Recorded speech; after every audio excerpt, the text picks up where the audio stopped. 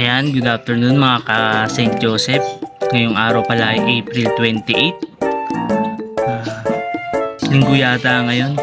Then, about pala dun sa pinost kong video, wala nga pala nag-claim dun sa perang nahulog. So, ito siya.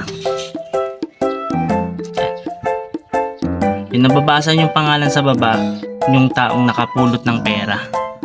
So, ngayon, pupunta na akong tindahan, magtitinda na ako. At aantayin ko na lang bumili yung taong nakapulot nito para mamaya pipicturean natin. Tara na, tayo sa tindahan. Game na mga ka-PE. Today's video, papunta ako sa tindahan. Siyempre, magbabiyahe tayo mga, siguro makakarating ako sa tindahan na 2 to 3 hours. Damn! Gamit ang eco bike. Grabe. Dirik na dirik yung araw. Medyo malayo pa yung biyabiyahihin ko mga ka-PE. Yan, gamit yung eco bike. Sobrang layo. Mahaba-habang biyahe.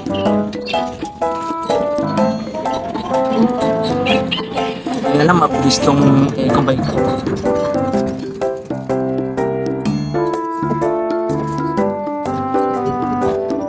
And nandito na tayo.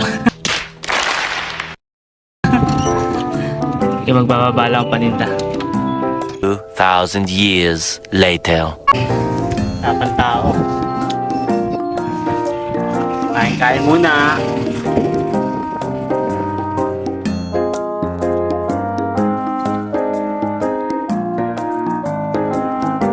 Typical na panamatid gutom.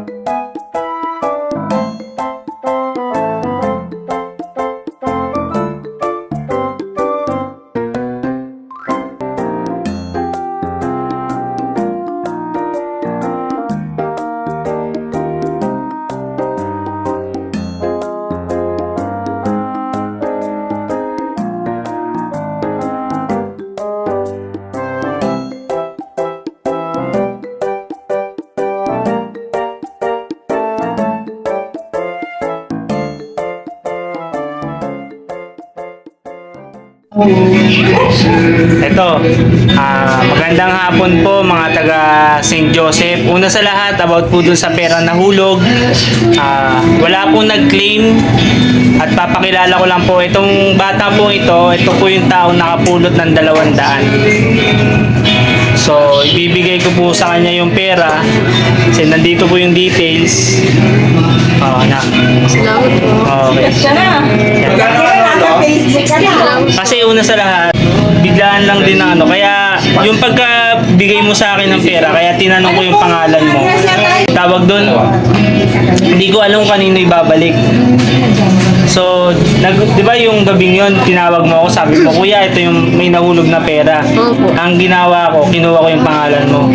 Kasi yung perang yan, wala namang nakasulat na pangalan, hindi natin alam kung kanino ibabalik, kaya kailangan gumawa ng video.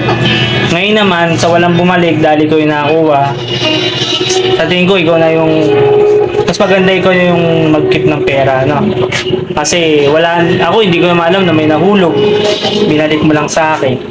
Tsaka, siyempre, ito, sasabihin ko lang sa'yo na sana tuloy mo lang yung ganyang ugali. Kasi lahat ng ginagawa mong mabuti, kahit makita man o hindi ng ibang tao, alam ko may makaka-recognize yan, ha? Salamat, Justin, ha? Sige, yun lang.